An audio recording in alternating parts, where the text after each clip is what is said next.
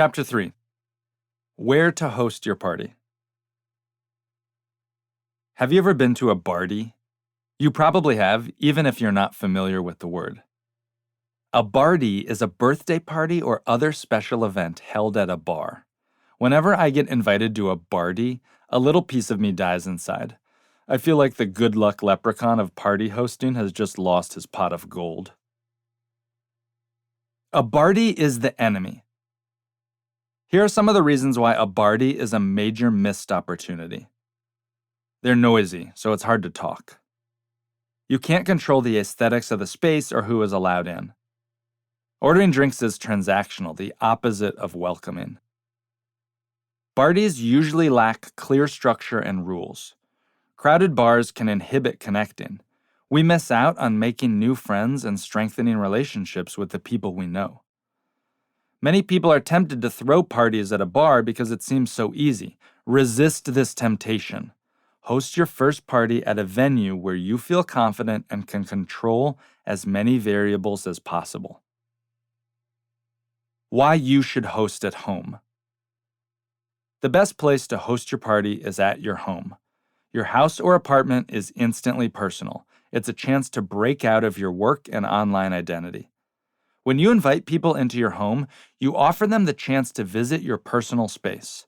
You reveal more about who you are, especially in a world where digital interaction dominates. A lot of people appreciate this vulnerability. You feel more relatable to them. It will help your guests see you in a positive light, and they will forgive any aspects of your home that aren't perfect. They won't care if your house is small, plain, or a little messy.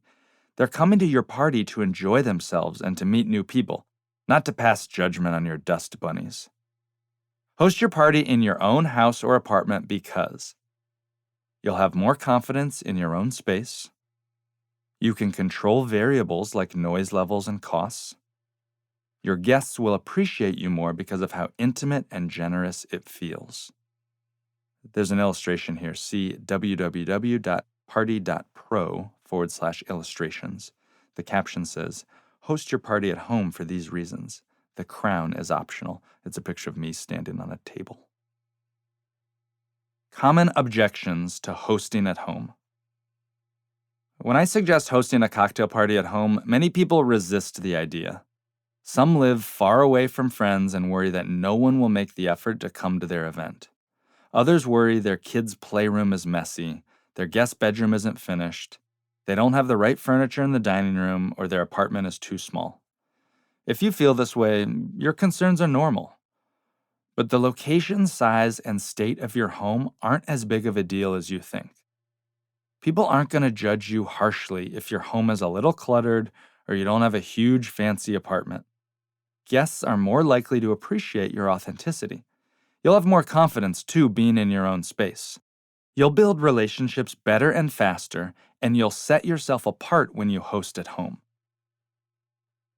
Small is okay. New York City has many tiny living spaces. My friend Philip has hosted 20 people in his 200-square-foot apartment. I've seen his photos of a group of people crammed into a kitchen the size of a yoga mat. They were all smiling. A small space makes an event feel intimate and special. I hosted at least 90 parties in my New York City studio apartment. It consisted of one main room with a built-in kitchen the size of the galley you'd find on a small boat. It's tiny but functional. If Philip and I can host parties in a small space, so can you.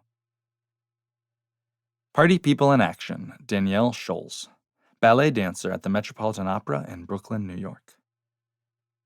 Nick, why did you decide to start hosting parties? Danielle, I wanted to blend my artistic group of friends with my husband's MBA circle. Nick, what's the biggest challenge or fear you've faced hosting parties? Danielle, I thought that a modestly sized one-bedroom apartment in Brooklyn would deter people from attending, but that hasn't been the case. I find last-minute cancellations and no-shows frustrating, even disheartening, but it's bound to happen, and I remind myself not to take it personally. Nick, what have you gained by hosting parties?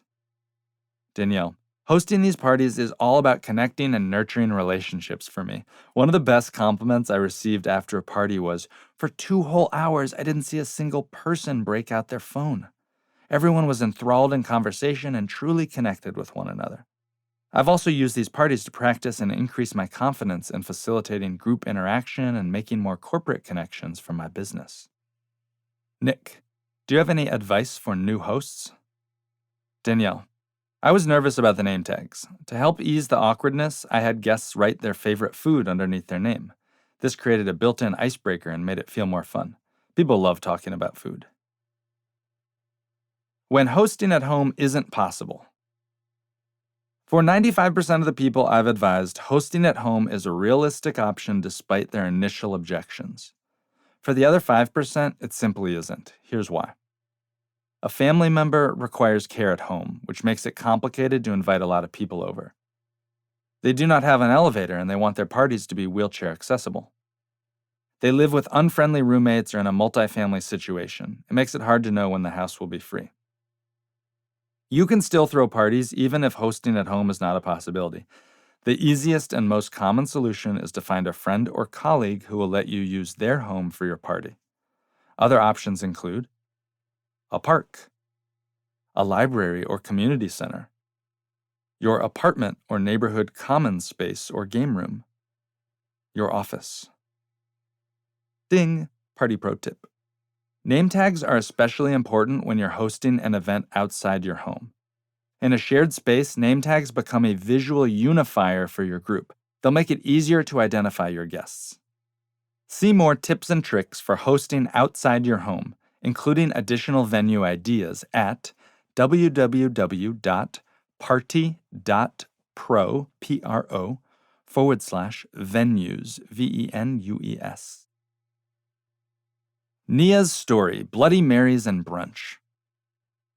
Nia, a fitness instructor in Texas, chose to host her first event at a local restaurant. She was worried that her house was too small. She felt her home wasn't located in a prestigious or trendy neighborhood and didn't have the layout to successfully host a group, which she thought should be a large dining table that could seat 12 or more people. I told Nia that these things didn't matter as much as she thought. I tried to tell her that sitting down is kryptonite to a successful event, and that it would cause her icebreakers to drone on forever and kill the energy level. There's an illustration here that's like, standing is good, sitting is bad. The caption says, standing allows for more dynamic interactions. Sitting keeps people trapped in conversation. Nia continued with her plan and hosted her first event at the local restaurant. She called the party Bloody Marys and Brunch. The brunch went relatively well, but doing it at the restaurant saddled her with logistical hurdles outside her control. Splitting checks between 12 different people was a major distraction.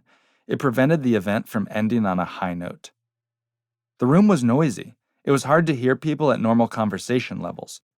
Talking to people more than 1 or 2 chairs away was impossible. When Nia started her first round of icebreakers, her guests were already seated. There wasn't an easy space in the restaurant to have everyone stand up and gather. This made it hard for Nia to keep the icebreakers short. They ended up taking almost 40 minutes to complete. When Nia later took the step and hosted an event in her home, she quickly realized how much better it was. Nobody cared about the size of her house. None of her guests snuck into her guest bedroom to check whether it was clean. They were simply happy to be there. People could move around. Conversations flowed more freely. Everyone had a great time, including Nia. She emailed me later. The party I hosted at my home was so much better. My home does not reflect where I'm at in my career, but I put that fear away, and now I have new best friends and several new acquaintances. Also, no one cares.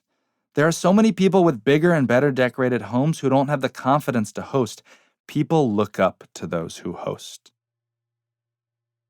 Chapter checklist. Write down all of your concerns about hosting at home. Address each one. Know that you're making the right decision to host at home. Believe in your decision.